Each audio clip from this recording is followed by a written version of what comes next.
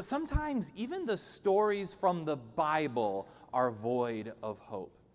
A couple of weeks ago, when our sermon was D is for Dinah, I mentioned that there's a category of biblical stories known as texts of terror. And these are stories where the horrors of the human condition are on full display. And this week, we're going to read through another one of those texts of terror. And if that makes you squirm a little bit, I have to say, it didn't have to be this way. When we invited everyone to participate in shaping this summer's sermon series by voting on the topic that they were most interested in, Jepthah's daughter, the story for today, soundly defeated the other option of Jethro. And I imagine that a lot of the people voting on these topics didn't necessarily read the biblical passage we put in parentheses next to each choice. And so I'm guessing that for a lot of you, you voted on what sounded better.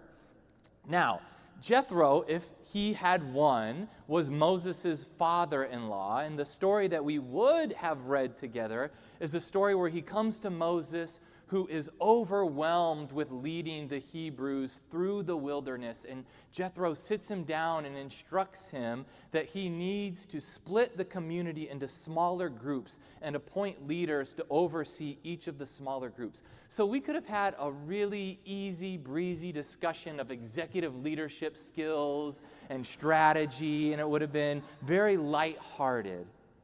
But no, Jephthah's daughter.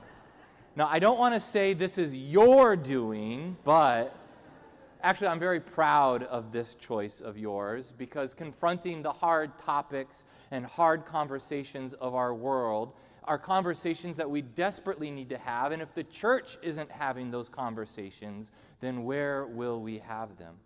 So let us enter the breach of this story from the book of Judges.